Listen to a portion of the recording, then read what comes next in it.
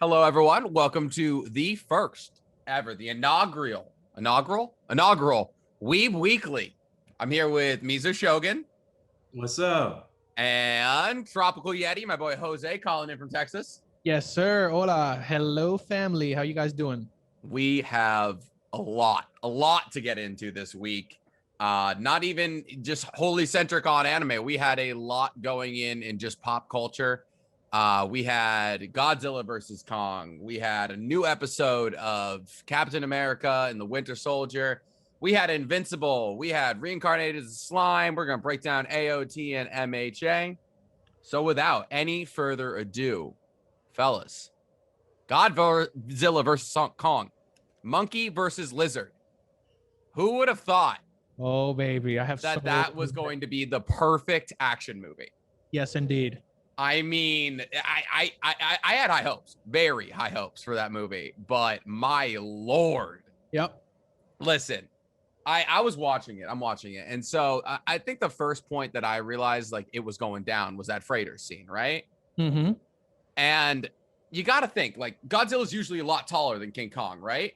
Yeah, Definitely. So is that the shortest Godzilla we've ever seen, or is that the tallest King Kong we've ever seen? I think it's the opposite for both.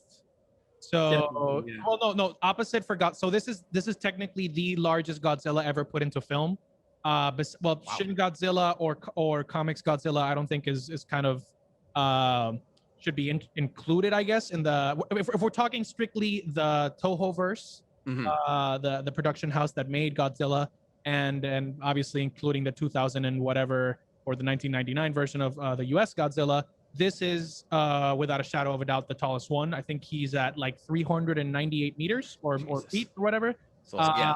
And they made Godzilla, they scaled King Kong to that height as well. Because the Peter Jackson 2005 Kong was around, I would say, like 100 or something. Like you could scale him up to the Empire State.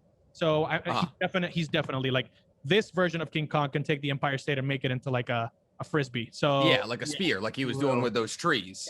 Yeah. So I would say it's good that they made it grandiose, like Pacific Rim style. Like it's like the stakes are high.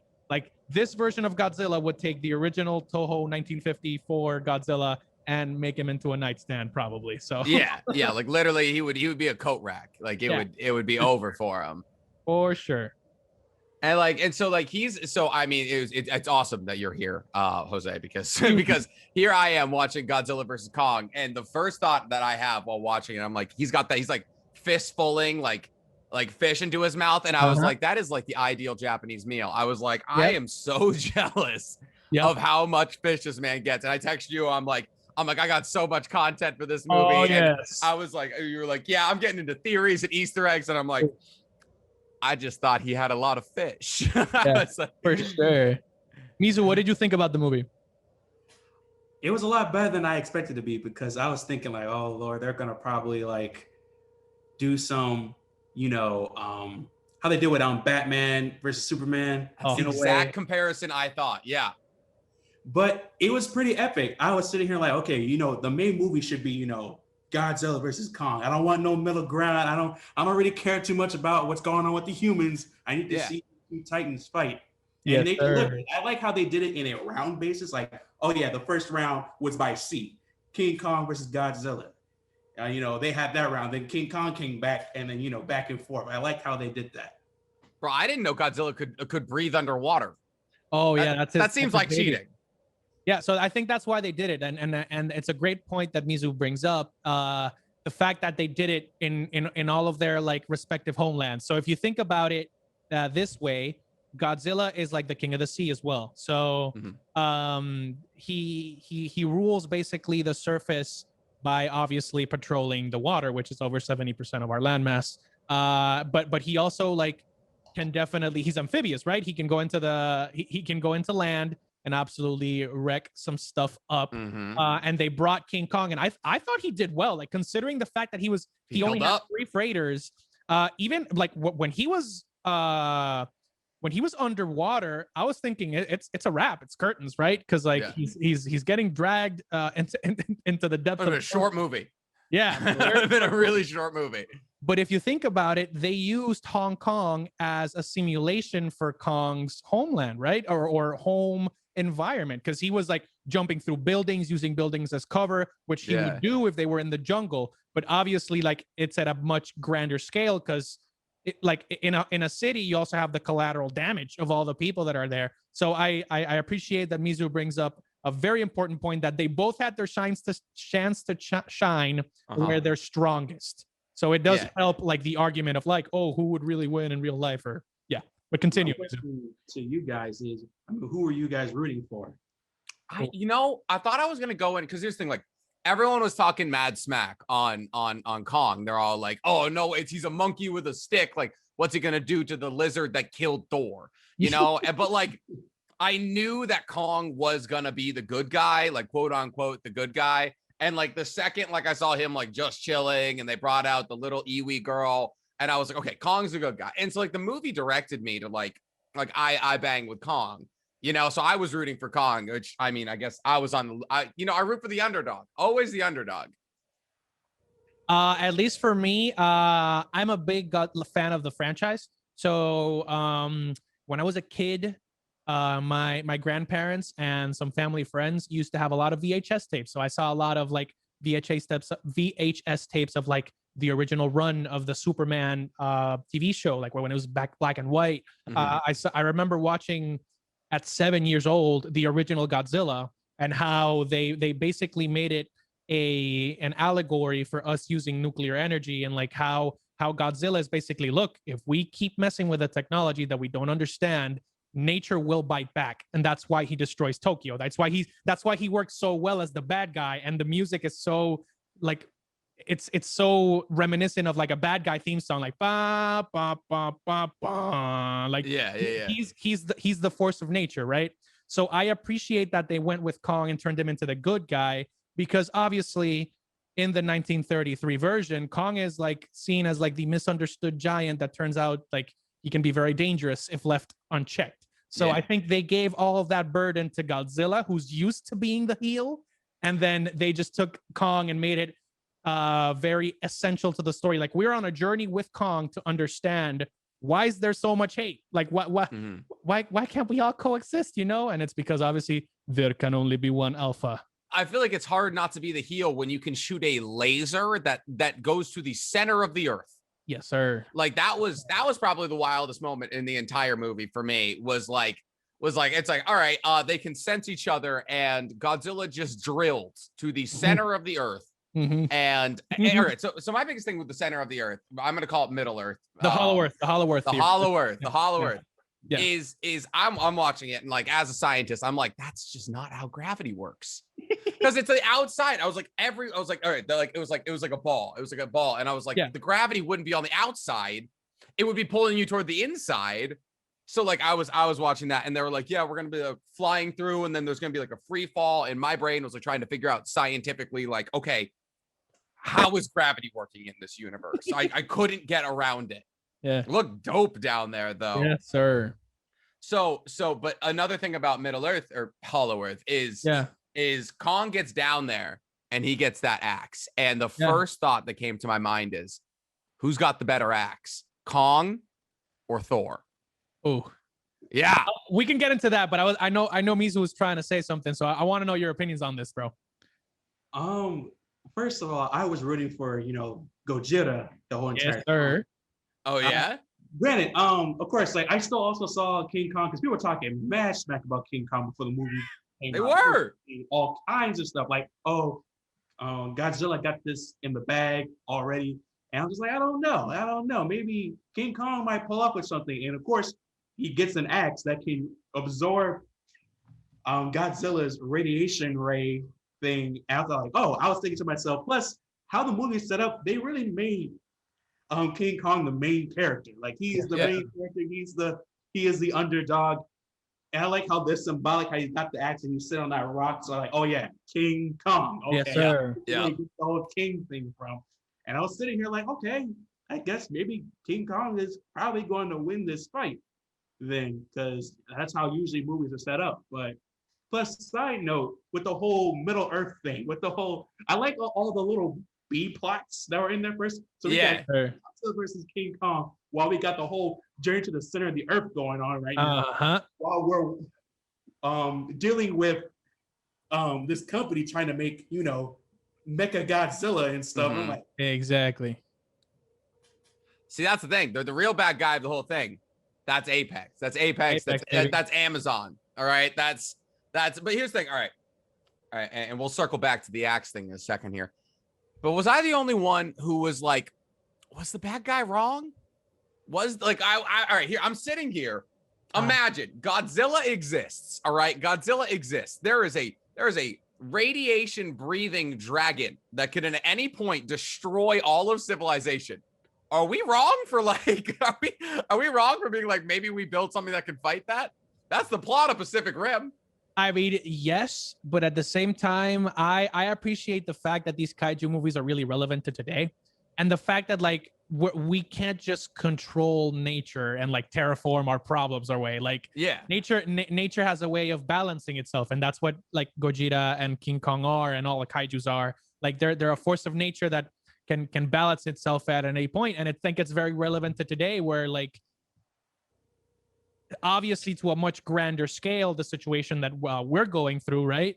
Like, it's obviously been very negative to our species, but the world has healed or attempted to heal in terms of pollution. Like, if you see the aerial pictures of the Great Barrier Reef, the Amazon, California, like there's been space for the earth to heal, and obviously like you can have all your theories and all that. We can have all the conspiracy theorists say that like it was released in a lab and then like something happened, but like I think it's a good allegory to the fact that we can't control nature. We're living through nature, and like we're in a very big spot where we are the dominant species. But what happens when we're not the dominant species anymore? What happens when evolution like just takes its course and something else happens?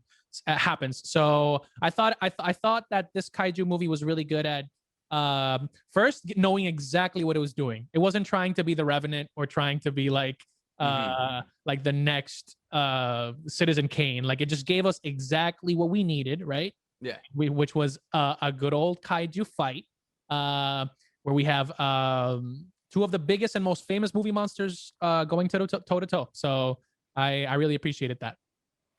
And that being said, all the bad guys did get their own. Like, every bad guy got the Apex, the daughter, that was so satisfying. Maya, she got absolutely destroyed. But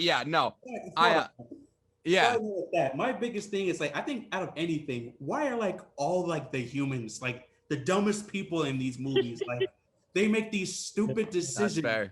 That's fair. Not even just this movie. Look at the first King Kong, Skull Island, the other Godzilla movie. Like, you see all these humans making these like decisions that just don't work, and they end up fighting them back. Big facts. Big facts. Like the moment in Kong Island where the guy pulls all the pins on the grenades to kill the skull walker. Yeah, skull crusher. And he's like, I'm gonna have this heroic moment, and they just get smacked. It's smacked like a mile away. But I was gonna make a little anime connection here. The moment where Godzilla is fighting Mecha Godzilla. I don't know if you guys have seen the moment where Gold Frieza is fighting Brawly, and he's waiting for like the rest of the Z fighters to show up. Yeah. And it's just 5 minutes of Frieza just getting just absolutely stomped by Brawly. Yeah, and I was like, that's literally the same moment. Yes, sir. Exactly. I was just waiting for King Kong to get on the block there. Yes, sir. It's very true. And I thought they made it like, gosh, they just did everything. So this is what happens when you have a director that's a fan. Yeah. Right? Because the director, obviously there's a little bit of a bias, and it happens with every single thing with comics specifically when you're doing like new storylines, and you're like, oh, who would win if with this character? And Stan Lee very famously said, who's gonna win? Well, whoever the editor or the director wants to win, right? So you could make scenarios where Godzilla could have just drowned Kong, or Kong could have just, instead of going for the leg with the axe, he could have just gone for the head. As great Thor once said, go for the head with Thanos. And like that, obviously things could happen, but obviously we're trying to see what could happen, or what do our imaginations say could be the best way to go for both of these kaiju, right? And so they went with both of their strengths, and also showed their weaknesses, right? So Godzilla can at some points be very brash and like just throw himself at the situation and be like, okay, whatever, I'm just bigger and stronger and I can just stand on people. Where Kong can literally just like run through a city and just jump through from building to building, has the height advantage, and then we all know how that goes, the outer war. And so I thought they did it really well, and I'm looking forward to see. I think they have one more movie left to like really nail it. So like we can talk about like theories and stuff like that. I was gonna say, who do they fight? Destroya. That's who I think they're gonna. So if you Google who Destroya is, it's basically a space creature that was bred to destroy Godzilla. Also, he's also similar to Space Godzilla, but that's another movie. But that's what I thought they were gonna save Ghidorah. So this is my big thing for the MonsterVerse franchise. I thought that Ghidorah was going to be saved for like the third movie, like the third big bad guy, and they were gonna do like Rodan or Rodan with Mothra or Gamera, and then for the set, I appreciate the fact that they brought Ghidorah to bring like the firepower element of like, okay, we know that Ghidorah is like 3 times the size. There's a space version, there's a mecha Ghidorah, like there's a lot more you can bring into that character. And I think they used him well to set up this movie, where we had a great, very big payoff where we saw the best of the kaiju happening on screen. Like, I don't know about you guys, but I'll obviously ask you guys, but in my opinion, this is probably the best looking kaiju movie, like fight scenes I've ever seen, besides Pacific Rim maybe, but that's just I was legitimately going to say, like, what do you think the CGI budget was? Because that entire movie was CGI, you know, like that. I was thinking that as I was watching that, I was like, if you showed this to someone from even 10 years ago, they'd be like, so we have trained monkeys and lizards to fight now? Like, how did we pull this off? Because it was gorgeous. 160, and like 160 $160 million. Yeah. 160. Oh my God. 160 was the full budget. That's insane. I mean, I'm assuming most of that went into CGI. Yeah, it says 155 to 200, but when I searched for CGI specifically, they said around 160. So it's big. It's big. Because it's not like there wasn't any like there wasn't a lot of huge star power in the movie, you know? They had like Skarsgård, they had Skarsgård, Gonzalez, but like, and Millie Bobby Brown was the big draw, obviously. But like, I think we're a little bit far removed from Stranger Things, where she wasn't like gonna bring like that much like recent star power, but she's obviously like big. And I think that's what Mizu was saying, right? Like the humans are a nuisance, right? So you're trying to bring the human element to just like have a cohesive plot, because obviously if it's like, oh, Godzilla arrives, Kong arrives, fight, like that's gonna be a little bit like inconsequential. I'd watch it. I'd still watch it. But yeah, I wanted to know what you guys think is there gonna be a future to the MonsterVerse? What do you guys think, Mizu or Nick? I mean, that's the thing. Like, so now we have Godzilla's chilling in the ocean, but like, does Godzilla go back to Hollow Earth? That's the real question. Like, and so we see when Kong sits down and he puts his axe in that little like axe holder area, and that Godzilla circle appears. I was like, what does that mean? What does that mean for us? Like, I felt like that was going to like telling us something. Like, I know it's like obviously kind of implying like Godzilla powers the axe, you know, but does that mean that Kong's ancestors and Godzilla had a symbiotic relationship? Like, there was a war. Yeah. Oh, that's what they're implying, or at least that's what from what I saw. But I wanted to see Misu's response before we go into that, like that part, that whole thing. Honestly, I can see that there is a possible future with the whole kaiju franchise. It just depends on how they write it, because this movie could have flopped. It could have been like, you know, so disappointing. Man. Oh, Pacific Rim 2'd it. Yep, and it could have gone soft. But how they set that movie up, I can see a future in it. But I don't see like a very long-term future. Maybe they make like another 2 or 3 movies, maybe give it a break and then come back with the movies again. But I don't know. I think it's just all it depends on time and how people, you could say, how people give into the whole kaiju monster universe. Yep. I mean, I know the movie did pretty well, right? Like it's definitely got the chops to get a sequel. You know, it's just a matter of what the sequel will be about. Yep. It already recuperated its budget and has made a profit in like 4 days. So it's wild because with HBO and like in non-traditional movie sales, like I feel like it's harder to do that nowadays. Yeah. Oh, yes. But though I'm curious to see what the HBO Max subscription is gonna be like. So coming very soon because they are coming out with some bangers, bro. Got Mortal Kombat coming up. Oh yes, they got so a lot excited. HBO Max is making a run. It's making a run, and they're gonna have anime on their side as well. They have the I believe I think they're licensing that out to Stars, but they have the Harry Potter franchise as their main draw as well. So, and obviously all of the HBO series, like you got The Sopranos, Game of Thrones. So like HBO definitely can hang. And I'm really excited to see how they take the MonsterVerse because there's a lot of potential there, right? There's over 60, 70 years of stories and movies that you can reboot or bring into the world. And it was funny because like I remember what you were saying, like it's a lizard that killed the gods, bro. There's been so many crossovers. Like Godzilla played basketball. Charles Barkley. I want the viewers to think about this. Like Charles Barkley dunked on Godzilla. So like Godzilla's got a mean finger roll though. Yeah, yes. Godzilla's got a mean finger roll. That jelly. Yeah. Yeah. That was absolutely hilarious. But I mean, since we're talking about massive people, since we're talking about kaijus and all that, you caught up with Attack on Titan. Oh yes, baby. And I know me and Mizu have very, very differing opinions on the ending of this show.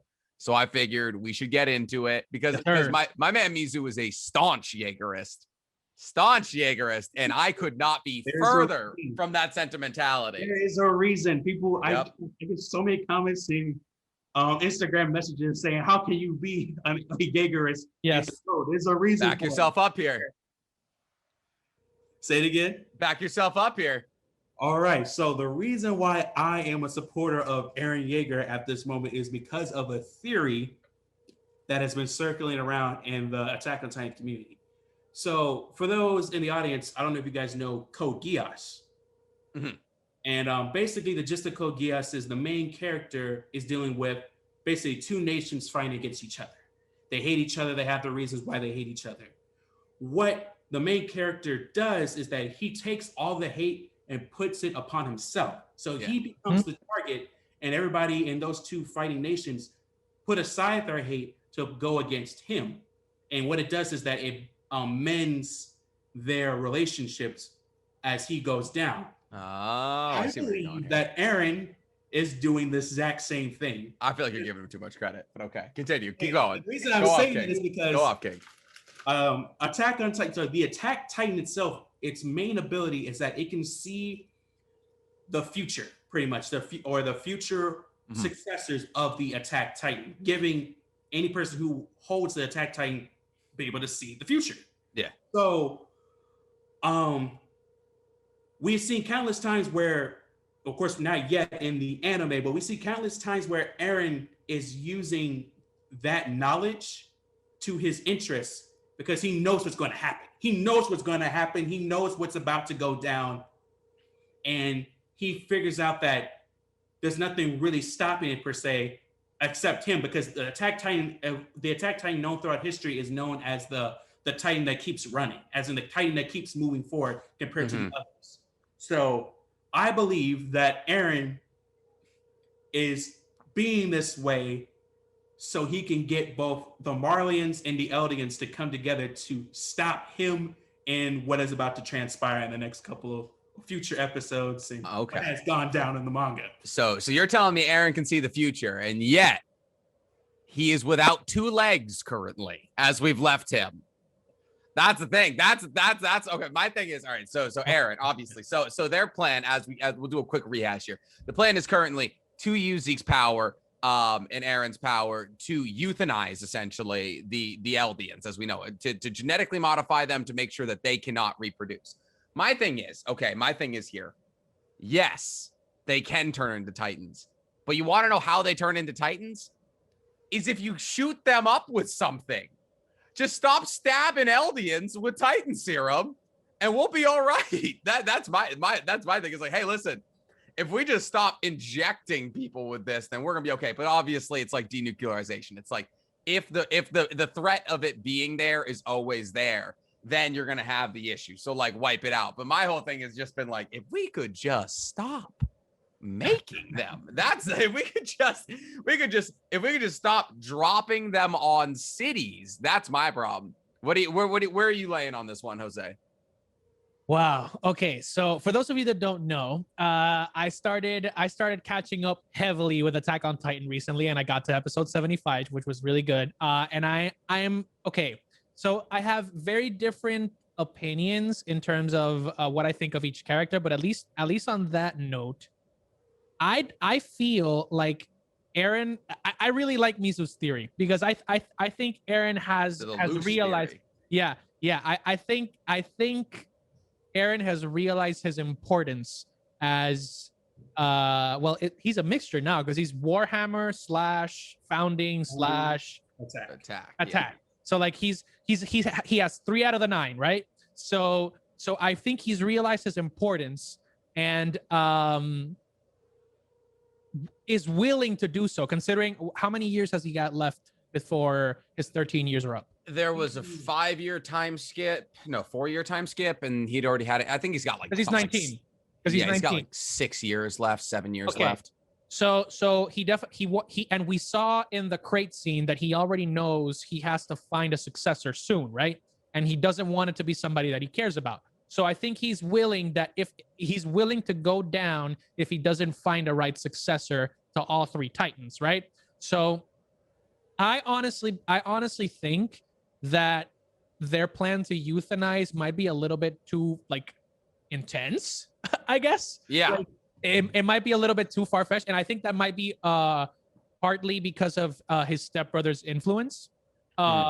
It might be just like it might just be like trying to put a long-term solution into something that could be solved with a little bit more discussion and just like people being at both ends of the table, discussing, like hashing things out. But obviously this is anime. The only way to hash things out is with blood. Straight up blood. So for Dark Side. For Dark Side, yeah. Side note, like I said, this is just a theory. We only have 1 chapter left. Hopefully, I'm looking like I'm right so far, but if I could take everything I say back about Aaron, he can go to the deepest, darkest places of hell if I'm wrong. But if I'm right, y'all need to leave me alone. Exactly. Get out of my comments. Day 1. I've been writing with Aaron since day 1. Yeah, I mean that's the thing. So like that's the thing. Like I can't remember an anime like that is really, I guess, sullied, the MC like this last season has done of AOT. It's been such a big switch in what we've seen. Like I honestly can't remember like being like, because Aaron's been the very prototypical shonen protagonist. He's been screaming, lost his family. He's using like friendship and willpower basically to get what he wants. And now it's big switch, 4-year jump. And now we have to, and to a small degree, I mean, I don't want to say I sympathize with Marley because it's essentially pre-World War II Germany, but I don't want to say I sympathize with Marley, but like I think you're supposed to get close to characters like Gabby, who everybody loved watching get beat up, but because they represent what Aaron was as a child, it's just the other side of the coin. So like I don't know who I'm rooting for right now. That's the thing. I mean, I'm mostly rooting for Armin and Mikasa, like that group. Yeah. But my God, Armin got smacked. Armin got disrespected. That was, I'm not gonna lie, I don't know why, but it was kind of low-key funny to me because what? I don't know. The reason why I thought it was funny is because I just love how, first of all, Aaron just straight up nonchalantly just in the room, like, yeah, that is man has a perpetually cut hand. I don't think he's had a fully healed hand the whole season. No, he's just like, just let y'all know I'm strapped. Yeah, Yeah, I got that thing on me. Smoking gun. That's a smoking gun. Like if you try it, it's about to go down. It's over. Like just the straight savagery just goes up to Mikasa and just goes, "Oh yeah, you suck, and I hate you." And then of course Armin just like, "Why would you say that?" And just tries to jump on the table and punch him. I already knew from that punch alone, Armin messed up. Like, he messed up. Curtains. So another really big storyline coming out of that last episode, or the last two episodes, is we see the missile go off around Zeke's neck. And we see that Zeke is at least some semblance of alive. And then he gets reverse C-sectioned into a Titan. My current theory is that Titan's Levi. That, because there's no way that Levi is surviving that missile, right? Like, that was a point blank explosion in Levi's face. There's like, Zeke got blown in half and he's only alive because he's a Titan, you know? Did Levi still have some of the serum that he got from the foreign nations? What happened? Oof. What, Mizu? What? I mean, I don't want to. He's read the manga. Yeah, I have. He knows. I'm gonna take it from a smile that I'm right. What do you think, Jose? Okay, so that's one of the things that I wanted to talk to you about. Like, so how far away are we episode-wise from the end of the manga? I think 12 episodes. I think there's one more part. Yeah, it's last season. We got one more part, if I'm not mistaken. Okay, so this is like essentially the mid-season finale, episode 75. I think so. Yeah. Pretty much, if that's how they're gonna split up like that, then yeah. I think you do 12 and 12. However, that like what's going on, like there's still a lot to come from what has transpired in the manga. Yeah.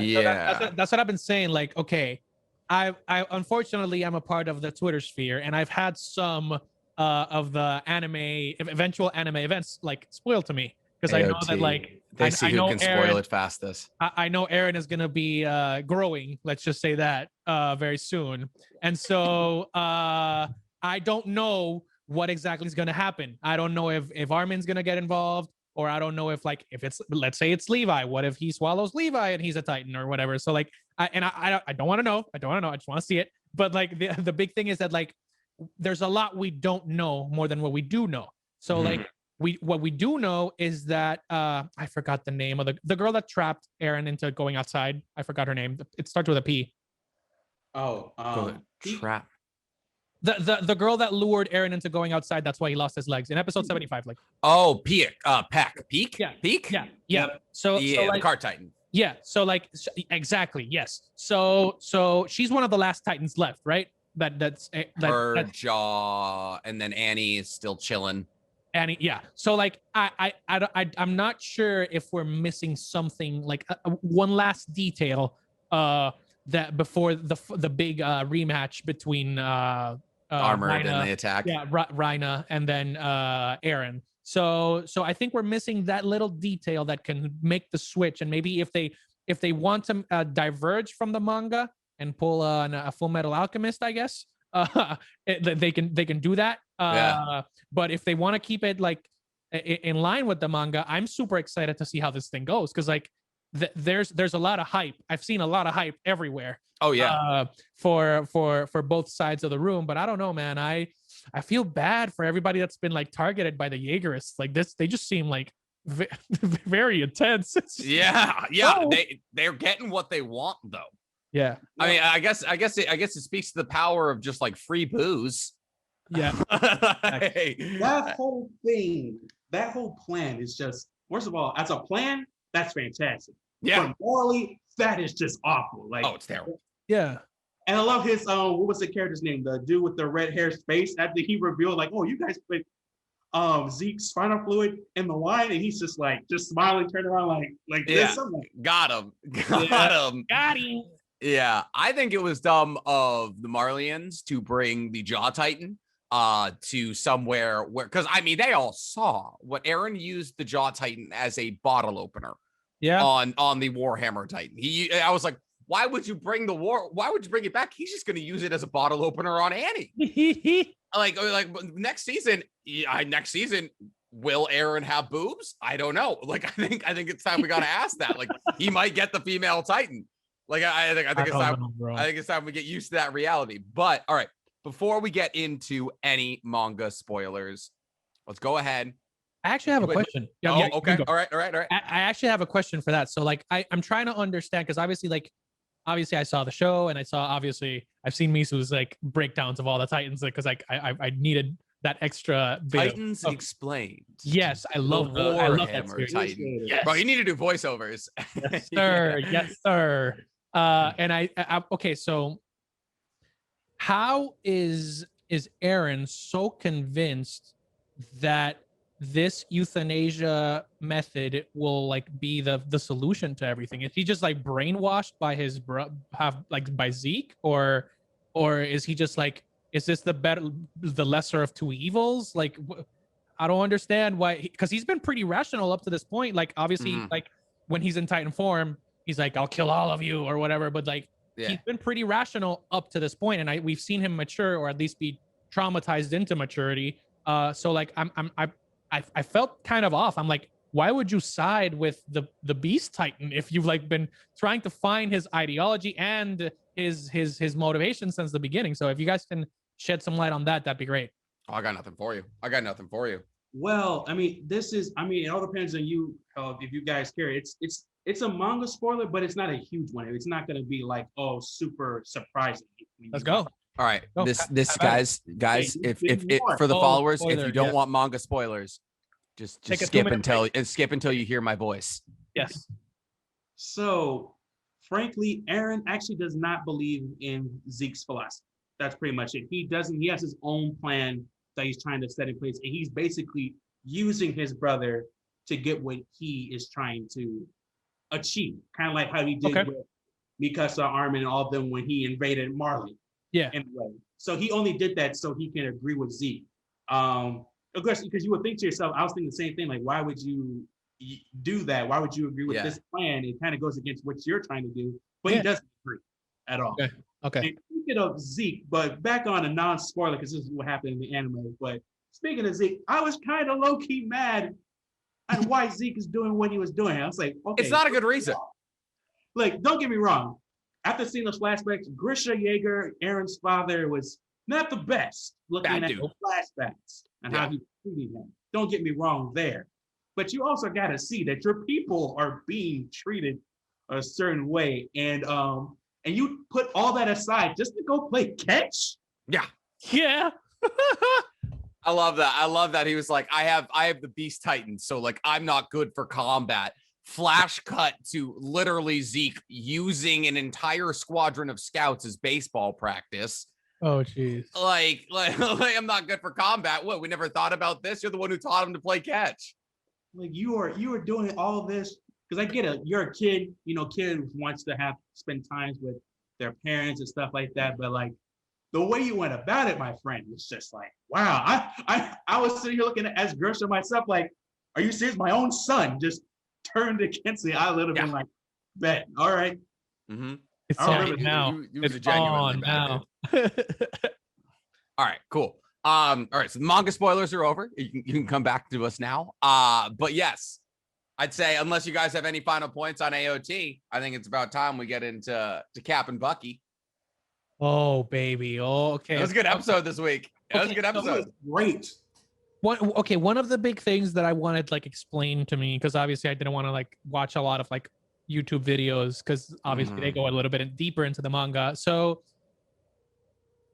we know that the founding Titan has its abilities maximized when it's of royal blood, right? So that goes from Carl Fritz to the Rice family, blah blah blah. So was Grisha's plan just to usurp the Titan out of the Rice family to try to bring peace?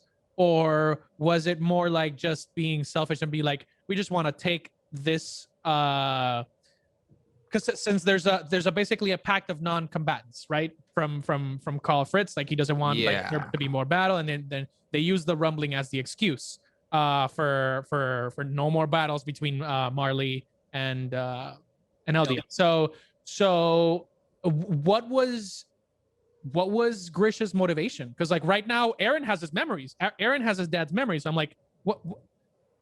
I still feel in the dark with Grisha's motivations on doing that. So all I'll say is this: it will be explained later. Okay, bet. So that's all I'm gonna say. It will be explained later why Grisha did what he did. Okay. Just wait a year. Sounds good. Just put it in the back of your brain. That's what I do every time. Everyone's like, I'm going to read the manga. And I was like, just do what I do. Just forget Attack on Titan exists for a year. And then like while you're streaming on Twitch, someone would be like, Attack on Titan this weekend. And you're like, oh shit, okay, let's go do it. It's exactly what happened. Everyone's like, it's coming back. And I was like, cool, I have Crunchyroll. Just wait patiently for the Demon Slayer movie, which is coming soon too. Oh yeah, we do. Everyone's like, I've been watching the Demon Slayer movie on shaky camera recorded from Japan with subtitles. And I'm like, dude, just wait. I was like, you watch Demon Slayer for the animation. Just wait.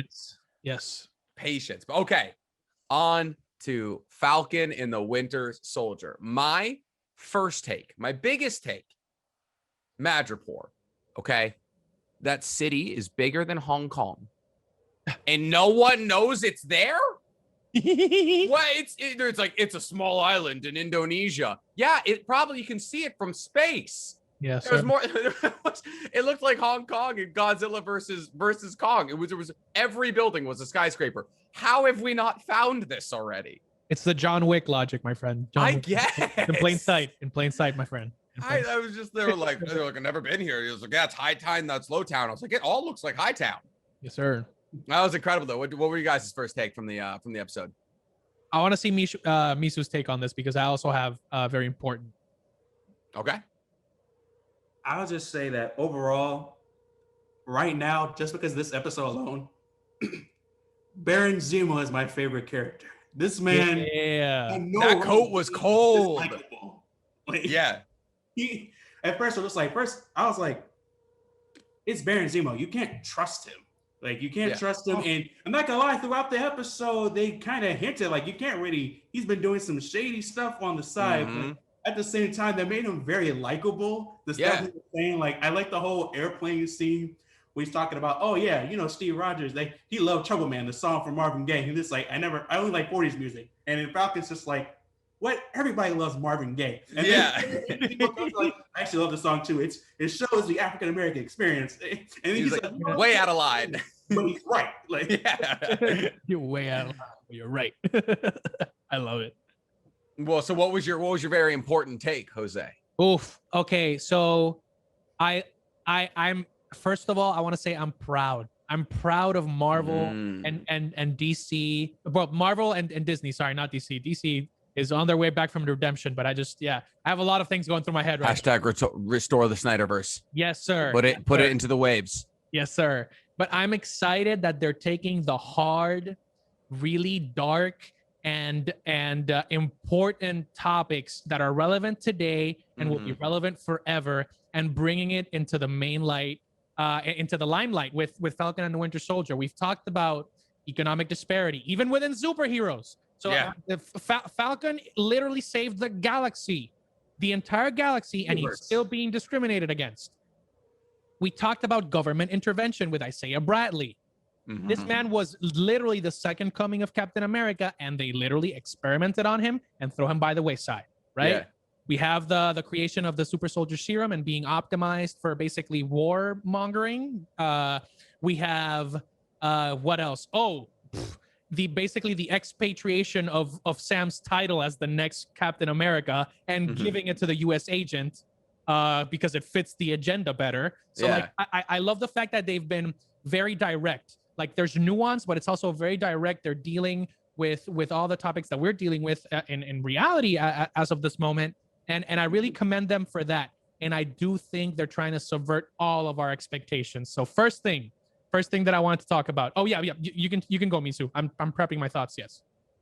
I definitely agree with you. I love how overall, not just from that, but I love how they're actually answering those questions that we all have. Like you notice that they could have just done the whole blip thing and be like, oh, everybody's back. Who cares? Everything's back to normal. But they didn't. They actually played upon it. Like actually showed you the effects of people disappearing for the last 5 years. It shows you all the collateral damage this kind of stuff can do to people. And I love how they went with that because most movies or even in the comic books, Marvel just sideswipes these issues and just be like, everything's back to normal. But no, they didn't do that. And I love how they're tackling these kinds of issues. Yes. Yeah, like New York gets wiped out in a fight in Avengers and they just never talk about it again, you know? It's like half of New York is just gone. And then like next movie, they're like, we did it. We fixed it. But now it's like, you were gone for 5 years. And it's like, yeah, you don't have an income for 5 years here. And like, now you have to fill out like a form because you didn't have an income. And now I can't approve you for a loan, Mr. Yeah. Oh, if you weren't here, I wouldn't have come back. Like, Yes. like the whole thing. I think my favorite line from the entire episode was, only an American would assume a fashion forward black man is a pimp. That was laugh out loud funny for me from Zemo. That's like what I started liking. I was like, yes. I was like, you're fucking right. Yeah. He's like, I look like a pimp, and he's like, only an American would think that. That was a fucking great line. I think I'm gonna side with you with that one. Another quote that I like that he brought up is that he talked about the whole heroes being symbols. Yeah. And how we as people, we love heroes, but we idolize them. And we don't see them for who they are and their flaws. And if you didn't pay attention, when he brought it up, it's kind of a nod to the Civil War movie when he meets Captain America and he's looking at him through the little glass thing as he's trying to happen, and he's like, there's a hint of green in your eyes. It's wonderful to see a flaw in you. Because he's, Captain America, blonde hair, blue-eyed, savior of America. Yeah. And it just showed that Steve and other characters and other heroes aren't perfect. Yeah. Well, so I like the disparity between Cap and U.S. Agent, because I think Cap is what a true-blooded patriot sees America as, and I think U.S. Agent is like the realistic expectation.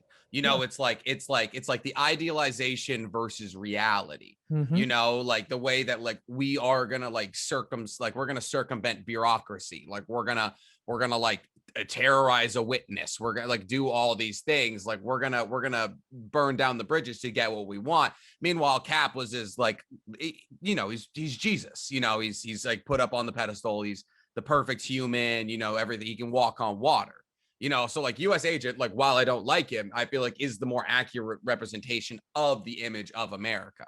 Yeah.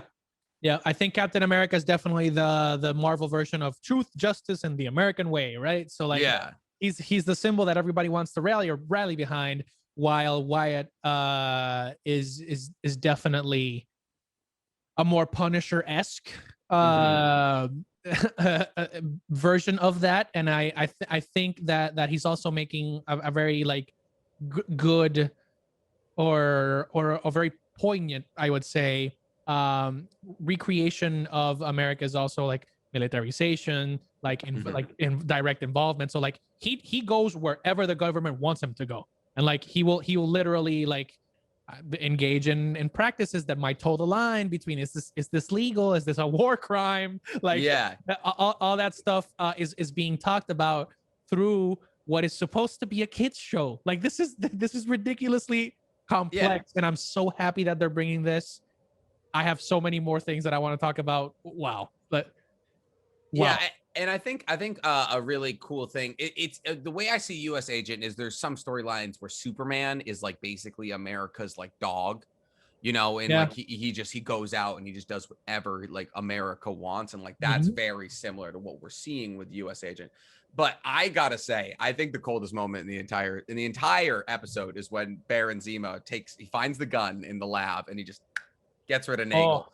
All right, and once again, I feel like I'm playing devil's advocate here today, but like, is Baron Zemo wrong? All right. So let's say you are the leader of this country, and a bunch of super soldiers come in and destroy your entire country. I would be pissed about superheroes too, right? Like he lost everything. I might be misremembering Civil War though. I saw a possibility. You're good. Yeah. Oh no, you are definitely valid with that, because he's not the only one. We've seen him countless of times throughout the entire Marvel Cinematic Universe, where we gave examples, like in Captain America: Civil War, that the black lady in the elevator who looked at Tony and she's like, "Oh yeah, my son went to Sokovia doing all this kind of stuff. He was smart and all that kind of stuff." Well, turns out because of you and your boys killed him in the process. And like, I just love how they bring up those kinds of things. And I definitely low-key agree with Zemo, because I mean, you look at it all, well, actually how Vision brought up in Civil War as well, that their presence creates conflict. Yeah. Yep. You know, we don't have to do anything, but just existing the way how we exist brings in bigger threats and bigger problems. For sure.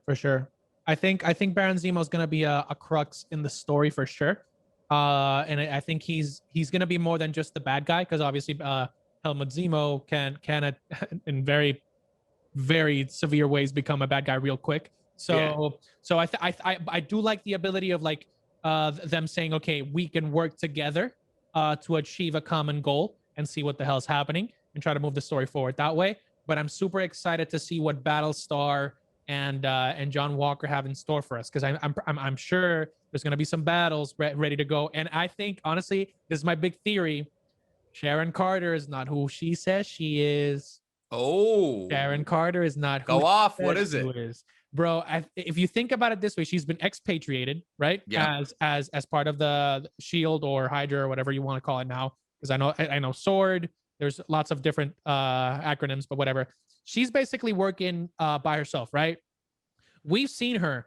She's ready to send people to the Shadow Realm without batting an eye. She was working, bro. people. She was literally knifing people out like she was doing sashimi, bro. Like she was going out there on a limb and protecting the squad, right?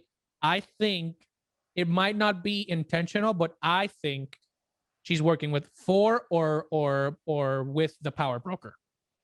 We don't know who he or she is. I was gonna say, do we know who the power broker is? But no, we don't. We don't technically know. There's obviously theories going around. The thing is, I don't know, because like they obviously have the Flag Smashers like storyline, and I think they're leading to the Flag Smasher, because the Flag Smasher is a character in the Marvel comics, but they're probably leading to that. Like there's multiple different plot lines, but I think Sharon Carter will be a very important like bolt in the machine that we'll get to see a lot more of in the coming episodes. My biggest thing about that episode was, so Sharon Carter comes and saves them because the woman they're going, Selby, the woman they're talking to gets sniped. Okay, so who sniped Selby? That's my question. Sharon did that. Sharon sniped. Do you think so, or you know so? It is a fact. I looked it up. Sharon is the one that did that. How do we know that? So IGN talked about it, and you know how they break down episodes. Yeah, everything. Soldier, and they were talking about Easter eggs. Yeah, and you can actually see her in this, like the same hoodie of her. Yeah, with the sniper rifle shooting. Really? I told you. I must have missed that.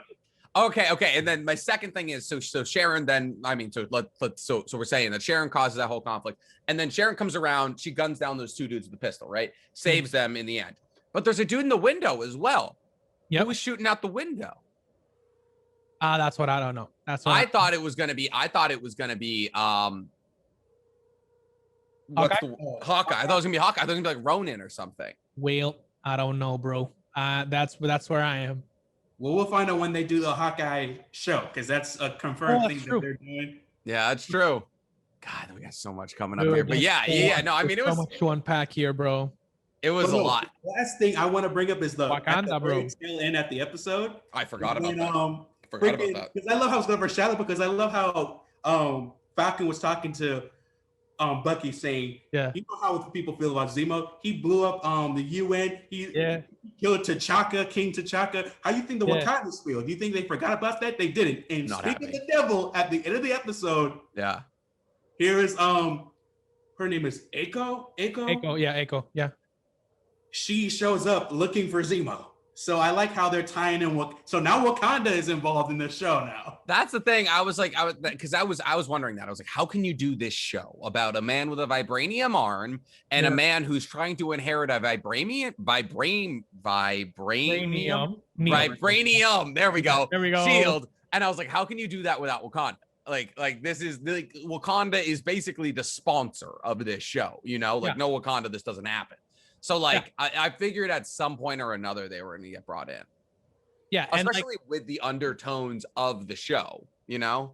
Yeah, for sure. And another thing for Wakanda is like that some people like, and it's new. It's already been referenced in the show. So you know how there's the scene where the Falcon tells really oh, I love the humor. Oh, thank you, Feige. When he says like, what, you spent 2 years in Wakanda and you think you're like the Black Panther or something like that? No, technically it's the White Wolf. White Wolf, so yeah. White Wolf is a character. The White Wolf is a character in the Marvel comics, and like I think they're trying to make Bucky absorb both the Winter Soldier and the White Wolf at the same time. So he's the crux that brings Wakanda into the Falcon and the Winter Soldier show, because he's basically like the link between these two like worlds, because he's basically a son, like a missing son of Wakanda, right? Because like he spent 2 years like healing there, learning their culture, learning their customs, being a part of them, even though T'Challa hated this man. Like obviously there was misunderstandings, but like this man showed hatred towards Bucky and brought him into his home and gave him a vibranium arm and like did everything. So like I'm super excited to see how they mix all of this. And bro, this show is gonna mean so much more than meets the eye, bro. They've talked about PTSD. They've talked about like this trauma in general, feeling like you're not worthy. Like, oh, yeah, perfection. Do you guys think we're like, I don't know, do you think we're gonna see Chadwick at any point? Do you think there was like anything he got before the end there? I don't think they look at it for those who don't know, I am a huge Black Panther fanatic. I've been into Black Panther since I was a kid, and what I've been looking up is that I don't think the last thing he filmed was a Netflix movie. And Ma Rainey's Black Bottom. Yeah. The last one. He didn't film anything else after that. Okay. Gosh. Yeah, that makes sense. All right, cool. Yeah, no, but like all in all, absolutely incredible. And it was I think a lot of the other episodes were building up to this. I feel like this is the first, I don't want to say real episode, but like it was universe building, you know, it was like here's where we're at, and this was the first time where they were like, now we're creating a storyline. And like the Flag Smashers are a very interesting bad guy group, kind of vague. And that's why I think there's gonna be a big bad. You know, there's gonna be a big bad that comes and maybe takes over the Flag Smashers. Maybe it is Baron Zemo. Do you guys? All right, am I forgetting something from Civil War, or what is the mask? What was the mask? I think he was just using it to cover himself. That just like, well, technically, I think he has. I forgot what the real like Helmut Zemo, like the Baron Zemo like mask means in the comics, because obviously there's like a huge lore behind it and whatever. But at least on this end they haven't gone too deep into it. Like he's obviously tried to be like basically the synonym of like the guy that works behind the scenes, like the wizard behind the curtain. So he uses the mask to basically protect his identity. But now that he's been basically ousted as one of like the biggest baddies the world has ever seen, everybody knows who Helmut Zemo is. So I don't know. I think they're probably gonna dance around that in a little bit. But I'm super excited to see where they take this, and I want to see John Walker try to square up and like try to say you're not worthy to Falcon, and Falcon just like pow pow pow. See, I saw him put him on, and I was like, baby. I was like, we're getting the Red Hood. And then I was like, that's the wrong universe. I was like, finally the Red Hood. And I was like, no, never mind. But all right, yeah. And then I guess the last thing that we had was we had the most recent episode of My Hero Academia. Mizo, did you catch it this morning? This morning? No, I watched the last 2 episodes that came up. Okay. Yeah. So this one was big. And Jose, you're still on the way back. You're on the track up. Yeah. We'll do a catching up with Jose eventually. So I guess earplugs, but I got you. Yeah. So I personally, my theory right now is there's no way that Dobby is a free elf. Okay. There's no way that the free elf isn't Endeavor's son. Why does he want to talk to Endeavor so bad? Like that's and the thing is they're doing the whole arc building. So Endeavor goes from that fight and he goes to his family. right? He's meeting up with his whole family. And then the oldest brother is like, and what about our older brother, Toya? And I was like, now why are we mentioning a missing sibling that we've never seen before?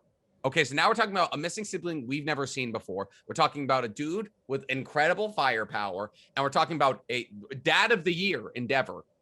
And I know they're building towards it. What do you think, Mizu?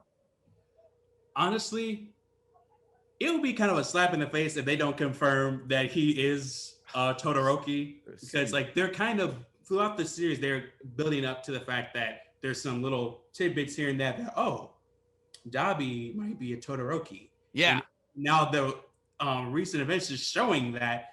So I'm just sitting here like, if they say he's not, it's honestly 100% for shock value, and it has nothing to do with making sense. Yeah, it was just like he wanted to kill the number one hero. That was it. Surprise! That would have been Why would you call him by his first name like that? Yeah, exactly. Like I know it's Toya. I know it's Toya. I mean, that's the thing. Those 20 minutes just disappeared. But like also, we got to see that Hawks is now. I got so scared for a second because I'm gonna be real. I'm a Hawks simp. I got so scared that man was bad, and my entire life was about to be a lie. I was like, he can do nothing wrong. And I think they knew that was going to have that effect, because the second that they did it, they like smash cut to like, we need you to infiltrate the League of Villains. And I was like, oh, thank God. It's like, oh, thank God. I don't have to lose my boy. Yeah, I was close there. But what do you think about the cutback to the one for all for one, that they're related? Oh yeah, I think they kind of hinted, because I remember, I think Endeavor, or I'm trying to remember, someone brought up that they work in it, that they are related. That this whole thing started because of two brothers, pretty much. One that had the power to take people's abilities, and another one who can pass it on to others. Yeah. So to me personally, I wasn't surprised by that, because it makes sense. Because again, like, I'm pretty sure if you go back, there is a conversation that All Might has with Deku, kind of bringing this up, kind of bringing the story behind how All for One for All work. But yeah, for me, I wasn't surprised. Like, it made sense. It was crazy though, because All for One made One for All, One for All. Like he grabbed him by the face, and he's like, I finally found a quirk that could work even for you. You know, he made his worst enemy. But the biggest part of that episode for me was the original One for All telling Deku, you're not alone. And there's two blacked out faces at the end of the line, which I'm feeling like there's two other One for All users out there. Like there's the lineage. We see the lineage. All Might is one of them. All Might, because All Might's still there. You know, the All Might is obviously the gold, you know, like blacked out. Well, he's not blacked out. He's golded out. Like, but he doesn't have his features. And then you see all the previous incarnations. And then there's two people next to All Might. Yes. So who were those two people? So the ones that we do know is All Might, and before him, his teacher, the lady, forgot her name. Her name escapes me at the moment. Yeah, same. She, and then there are others, and of course, you know, the first guy. So there's some people in between that they haven't mentioned yet. Mm-hmm. I don't know. I feel like they're mounting a lot of things coming up right now, and I'm very excited. Like all the seasons prior have obviously been very good. It's one of the biggest animes out there. It's why we're talking about it. But like, they haven't played into necessarily the universe building. I mean, we had like Stain, you know, like Stain was like he was a big bad, you know, there was Muscular, he was a big bad. And then like we got the All for One fight, and that started to build the universe. And now we're building up League of Villains. Then we have the Deconstruct guy and the little horn girl, both of whose names completely escaping me right now. So that's the thing. Everyone's always yelling at me. Everyone's like, who's your favorite character from My Hero Academia? And I'm like, there is 40 people you need to know. Like, there is 40 names in that show. There's 20 people in the class. Like, everyone's like, yeah, my favorite is like Todoroki or like Bird Boy. And I'm like, I just call them by their quirks. But yeah, I think we're mounting for a lot to come up in this season. And I am personally very, very excited. Yes. This one, I think it wasn't really a spoiler, but I heard about it because people kept talking about it. The one thing I'm looking forward to is the big fight between Class 1A versus 1B. It's like the big thing that's going to happen. And I can't wait to see it, because I heard a lot of good things that happen in it. I love Class 1B. Yes, 1B is slept on. Class 1B, in its quirks. Like Class 1B's quirks, I'm just sitting here like, why aren't they in Class 1? You can get rid of Mineta, get rid of how did he get in Class 1A? Yeah, like there's so many of them. You could get rid of Sugar Boy, put other kids in there. This kid needs a sheet cake in the field to be useful. Like, what are we doing? How did he?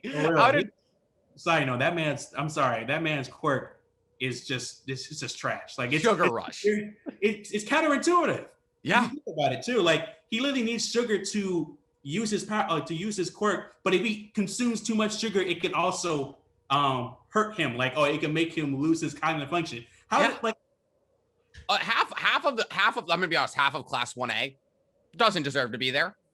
Electric Boy, he uses his power, he gets dumb. Naval Laser uses his power, he gets a stomach ache. Uravity uses her quirk, she gets motion sickness. And then you have Bomb Boy with his hands. You have Bakugo and Deku, who has one for all. There's like 5 of them that are like god tier powerful, and then the rest of them are like the C Squad. And meanwhile, we have Class 1B, and I personally identify with Class 1B because Bs get degrees, first off. So, Big like, facts. I identify with Class 1B, and I'm like, you know what? You guys deserve to be there over sticky balls, okay? The 3 foot pervert who keeps throwing purple balls at everyone shouldn't even be in Class 1B. Yeah, but I am very, very, very excited. And that brings us to our winners and losers of the weeks, because we all got our own things going on. We're all watching our own things. I'm doing Reincarnated as a Slime. I'm doing Invincible. I'm hanging out. So Jose, you want to get because we just left you out. No, so no. Let's get you in there on winners and losers. I've been seeing like I'm also like starting My Hero Academia as soon as I'm done with what I am going to talk about right now, which is my winner of the week, at least for me. I started Jujutsu Kaisen, and my man Itadori is a winner, baby. Oh my God, yeah. Please. Bro, that man, bro. I love when people are underestimated. It's like, you should be dead because this curse is supposed to be powerful enough to like take care of anybody that's like human. It's like, nah, bro. He's just chilling in the back of my brain. I got him. Yeah. I got him on lock. What episode are you on, by the way? 3. Okay.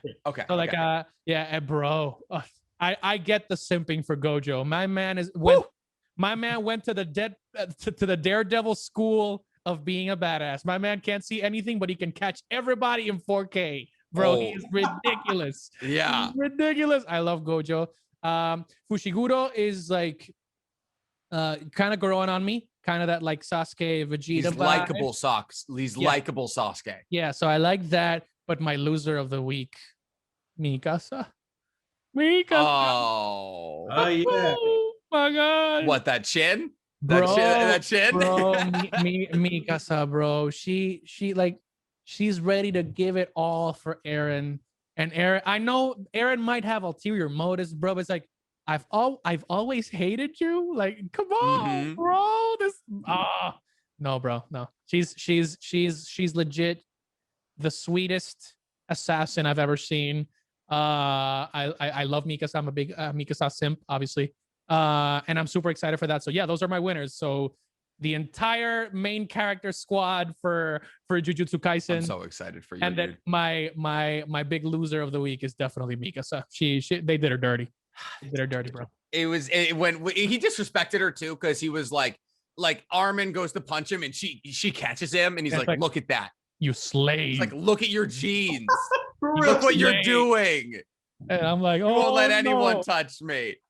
Yeah, she got disrespected. She got disrespected by the animators, first off. That was the first disrespect. Disrespectful. That time skip did her dirty. Did her so dirty. So sad. All right, Mizu, let us know. Winners and losers of the week. It's so funny because Jose's kind of mirrors mine. It's because they're both up from the same anime, but just different characters. So my winner is Fushiguro for Jujutsu Kaisen. Okay. Because Salmon Row. Definitely, he does get better, and to me, he is fantastic. He's definitely a more likable Sasuke, and he pulled something off in a recent episode that was just insane. I think I know what you're talking about, too. Power. My man's power is OP. It's OP. You give it a chance, you look at it more, his jujutsu techniques are just crazy. And Sakuna tells him that.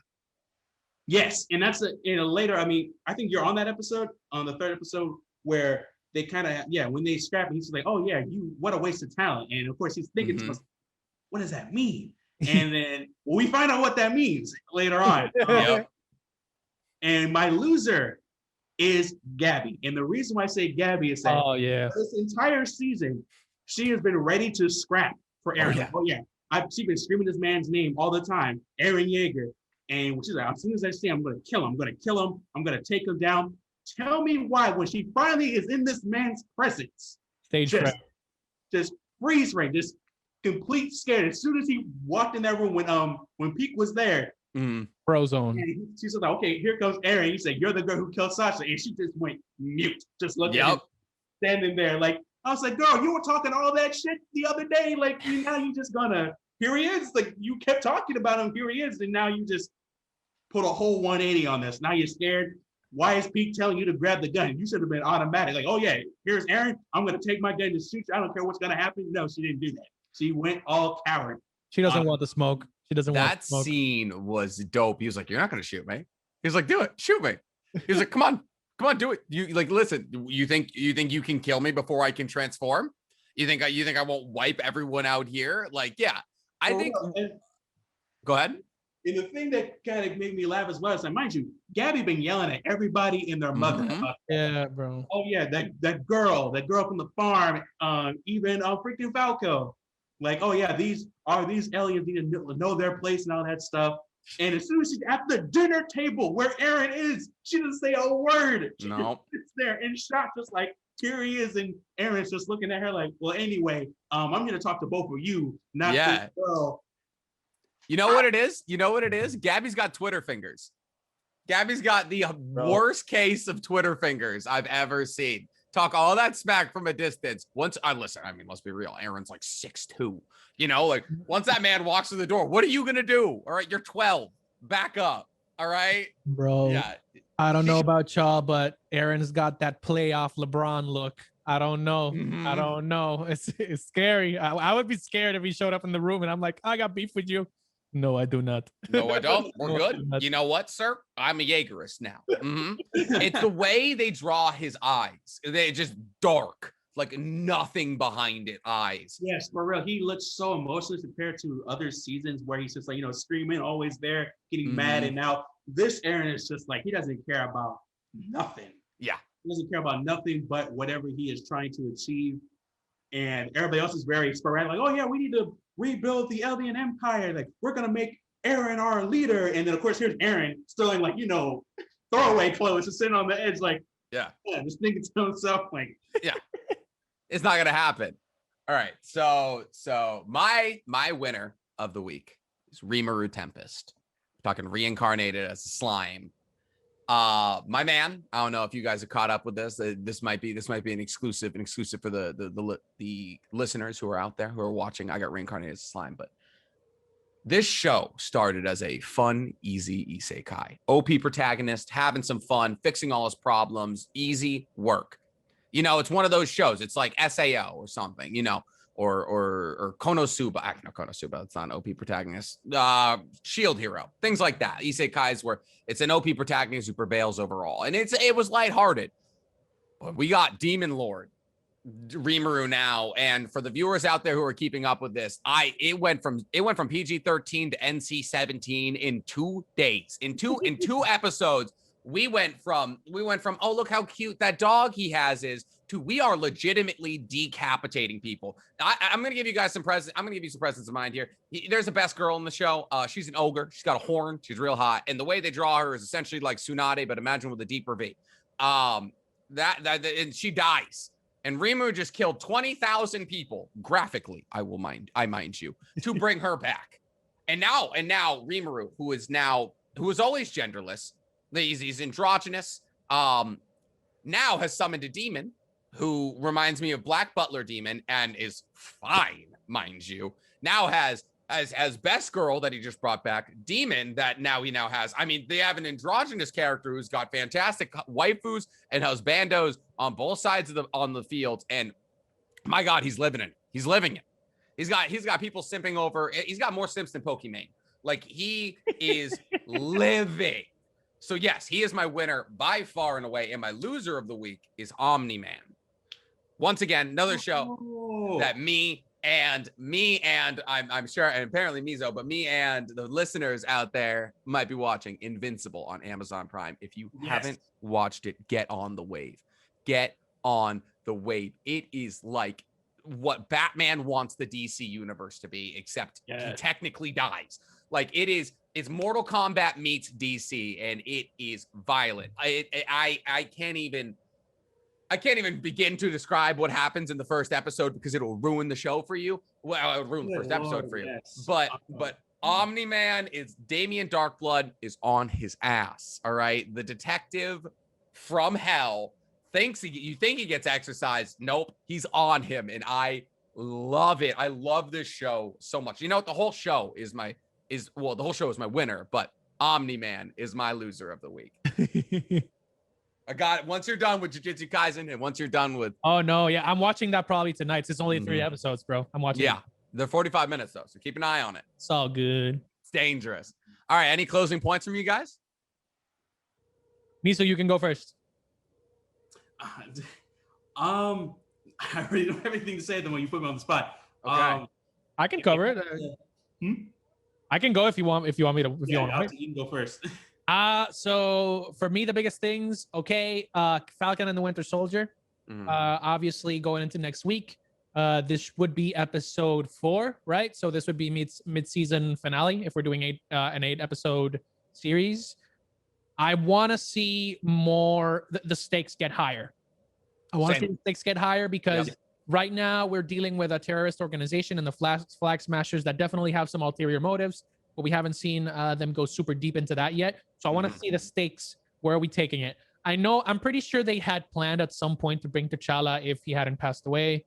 Rip Chadwick Boseman, he's the GOAT.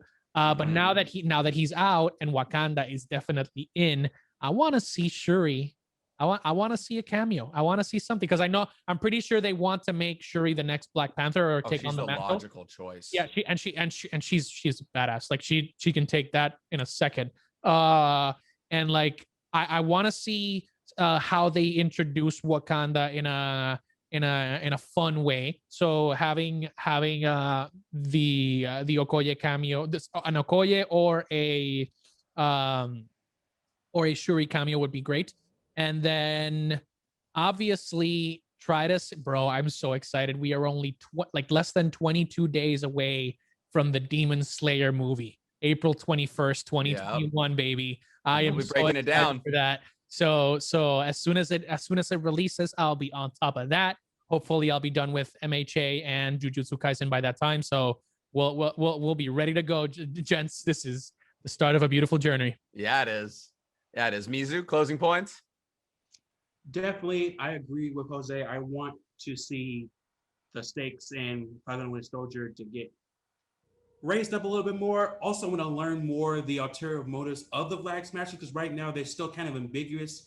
And besides them having the Super Soldier Serum, for me personally, it's kind of getting hard to really connect with them. We're seeing some stuff, but I'm just like, okay, why?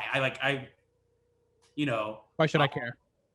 Definitely. I definitely love to see John Walker go off the deep end like he does in the comics because it's getting there. And I want to see it keep escalating with him. Besides that, actually, that's all I got to say at the moment. All right. We forgot. Yeah, sorry. Before you go, I think we forgot something that we might have forgotten. We forgot about Isaiah's grandson. Isaiah's grandson is actually Yes, absolutely. Who's Isaiah's grandson?